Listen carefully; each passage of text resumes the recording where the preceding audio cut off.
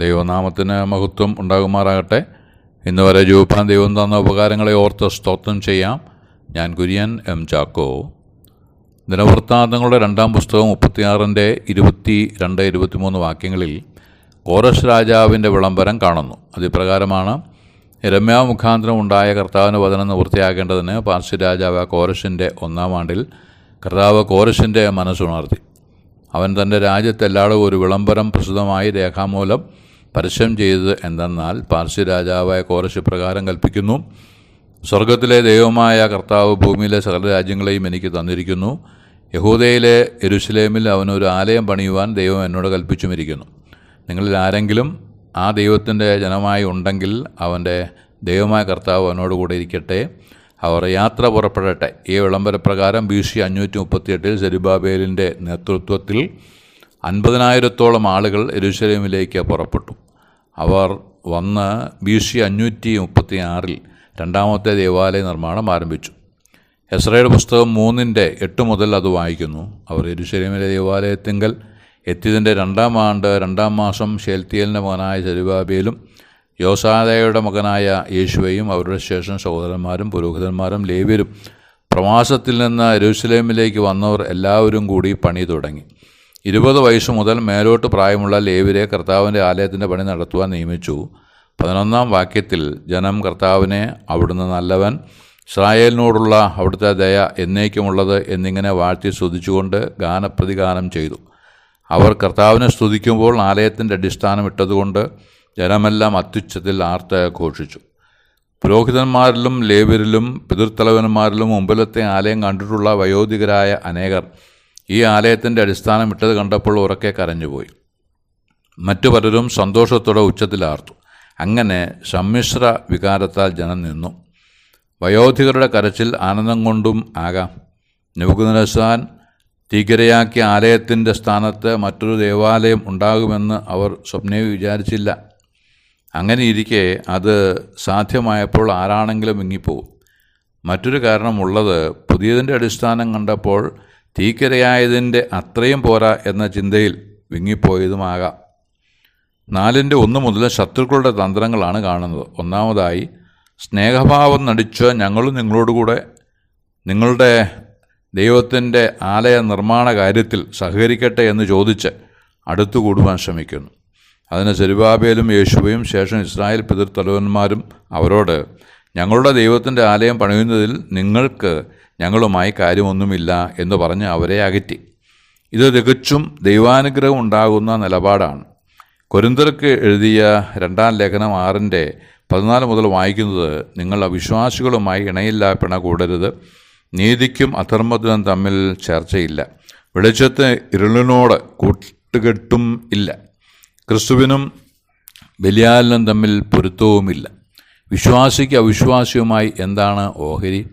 ദൈവാലയത്തിന് വിഗ്രഹങ്ങളോട് യോഗ്യതയും ഇല്ല. നാം ജീവനുള്ള ദൈവത്തിൻ്റെ ആലയമാണ്. 17-18 വാക്യങ്ങളിൽ അവരുടെ നടുവിൽ നിന്ന് പുറപ്പെട്ട വേർപെട്ടിരിപ്പിനെന്ന് കർത്താവ് അരുളി ചെയ്യുന്നു: അശുദ്ധമായതൊന്നും തുടരരുത്. എന്നാൽ ഞാൻ നിങ്ങളെ കൈക്കൊണ്ട് നിങ്ങൾക്ക് പിതാവും നിങ്ങൾ എനിക്ക് പുത്രന്മാരും പുത്രിമാരുമായിരിക്കുമെന്ന് സർവശക്തനായ കർത്താവ് അരുളി ചെയ്യുന്നു. സർവശക്തനായ കർത്താവ് ആര്? സർവശക്തനായ കർത്താവ് ദൈവമാണ് എന്ന് വെളിപ്പാട് പുസ്തകം 1-8 വായിക്കുന്നു. കർത്താവായ യേശു ക്രിസ്തുവിൻ്റെ ദൈവത്വം സ്ഥാപിപ്പാൻ അനവധി ഭാഗങ്ങൾ തിരയേണ്ട ആവശ്യമില്ലാതെ മേൽപ്പറഞ്ഞ വാക്യം വ്യക്തവും സ്പഷ്ടവുമാണ്. രണ്ടാമതായി, വേർപാട് സൂക്ഷിക്കാൻ തീരുമാനിച്ചുറച്ച ഇസ്രായേൽ ജനത്തെ ദേശനിവാസികൾ പേടിപ്പിച്ചതായി 4-ാം വാക്യത്തിൽ പറയുന്നു. ഏതൊരു കാലത്തും അങ്ങനെയുള്ള സംഭവങ്ങൾ ഉണ്ടായിട്ടുണ്ട്. വേർപാടുകാരായിരുന്നാൽ മരിച്ചാൽ അടക്കുവാൻ സ്ഥലം തരില്ല, കല്യാണം നടക്കില്ല, ചുറ്റുപാടുള്ള മനുഷ്യർ യാതൊരു കാരണവശാലും നിങ്ങളുമായി ഒന്നിനും സഹകരിക്കില്ല എന്നൊക്കെ പറഞ്ഞ് ഭീഷണിപ്പെടുത്തി ഉൾഭയം ജനിപ്പിക്കാറുണ്ട്. ആ സമയത്ത് മുറുകെ പിടിക്കുവാൻ മതിയായ വചനം മത്തായി സുവിശേഷം 28-18. യേശു കർത്താവ് അരുളി ചെയ്യുന്നു: സ്വർഗത്തിലും ഭൂമിയിലും സകല അധികാരവും എനിക്ക് നൽകപ്പെട്ടിരിക്കുന്നു. ഞാൻ ലോകാവസാനത്തോളം എല്ലാ നാളും നിങ്ങളോട് കൂടെ ഉണ്ട്. നമുക്കും ധൈര്യപ്പെട്ടുകൂടെ? മൂന്നാമതായി, ശത്രുക്കൾ ഉദ്യോഗസ്ഥരെ കൈക്കൂലി കൊടുത്ത് അവരുടെ വശത്താക്കി. ആയതിനാൽ ഉദ്യോഗസ്ഥരുടെ ഭാഗത്തു നിന്ന് ന്യായമായി ലഭിക്കേണ്ട സംരക്ഷണമോ സഹകരണമോ ലഭിക്കാതെയായി. അങ്ങനെയുള്ള സന്ദർഭങ്ങളിൽ എബ്രായ ലേഖനം 13:6 മുതൽ ഉള്ള വാക്യങ്ങൾ ഓർമ്മയിലിരിക്കട്ടെ. കർത്താവ് എനിക്ക് തുണ, ഞാൻ പേടിക്കുകയില്ല, മനുഷ്യന് എന്നെ ഒന്നും ചെയ്യാൻ കഴിയില്ല എന്ന് ധൈര്യത്തോടെ പറഞ്ഞുകൊണ്ട് മുമ്പോട്ട് പോകാം. 4-ാമതായി അന്യായപത്രം എഴുതിച്ചതായി 6-ാം വാക്യത്തിൽ പറയുന്നു. ഈ കാലത്തും ഈ നിലയിലുള്ള തരംതാണ പണികളുമായി പല രംഗത്തുണ്ട്. സത്യവിരുദ്ധമായ പ്രസ്താവന ഇറക്കുക, ഊമക്കത്തുകൾ എഴുതുക, ഇല്ലാത്തവ നിറം കൊടുത്ത് മനുഷ്യനെ അവമാനിക്കുക തുടങ്ങിയുള്ള പ്രവണത കൂടി വരുന്നതായാണ് കാണുന്നത്. ആ സമയങ്ങളിലൊക്കെ തന്നെ ശകാരിച്ചിട്ട് പകരം ശകാരിക്കാതെയും കഷ്ടപ്പെടുത്തിയവരെ ഭീഷണിപ്പെടുത്താതെയും ന്യായമായി വിധിക്കുന്നവങ്കിൽ കാര്യം ഫലമേൽപ്പിക്കത്രേ ചെയ്തത് എന്ന പത്രോസിൻ്റെ 1-ാം ലേഖനം 2:23 ഓർമ്മയിൽ വെക്കാം. അതാണ് നമുക്കുള്ള മാതൃകയും. ശത്രുക്കളുടെ നിരന്തരമായ കുൽസിത പ്രവൃത്തിയിലൂടെ 15 വർഷം ദേവാലയ നിർമ്മാണം മുടങ്ങിക്കിടക്കുവാനിടയായി. ഈ കാലയളവിലും തുടർന്നും പ്രവാചകന്മാരുടെ ശുശ്രൂഷ ജനത്തിന് ധൈര്യവും പ്രത്യാശയും പകർന്നു വന്നു. യെശയ്യായുടെ പുസ്തകം 5:1 ഹഗ്ഗായി പ്രവാചകനും ഇദ്ദോവിൻ്റെ മകൻ ശെഖര്യാവും യഹൂദയിലും യെരൂശലേമിലുമുള്ള യഹൂദന്മാരോട് തങ്ങളുടെ മേൽ വിളിക്കപ്പെട്ട ഇസ്രായേലിൻ്റെ ദൈവത്തിൻ്റെ നാമത്തിൽ പ്രവചിച്ചു. അങ്ങനെ ശേത്തിയേലിൻ്റെ മകനായ സെരുബ്ബാബേലും യോസദാക്കിൻ്റെ മകനായ യേശുവും എഴുന്നേറ്റ് യെരൂശലേമിലെ ദേവാലയം പണിയുവാൻ തുടങ്ങി. ദൈവത്തിൻ്റെ പ്രവാചകന്മാർ അവരോടുകൂടെ ഇരുന്ന് അവരെ ധൈര്യപ്പെടുത്തി കാര്യം സാധിക്കുന്നതുവരെ ഉത്സാഹിപ്പിച്ചുകൊണ്ടിരുന്നു.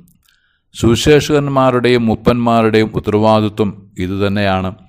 ഒരാളെയോ ഒരു കുടുംബത്തെയോ രക്ഷയിലേക്ക് നടത്തി സ്ഥാനപ്പെടുത്തി ശിശുത്വത്തിൻ്റെ പാതയിൽ നടത്തുക എന്നതിൽ കുറഞ്ഞ ഉത്തരവാദിത്വമൊന്നും മത്തായി 28:19-20 വാക്യങ്ങളിലില്ല.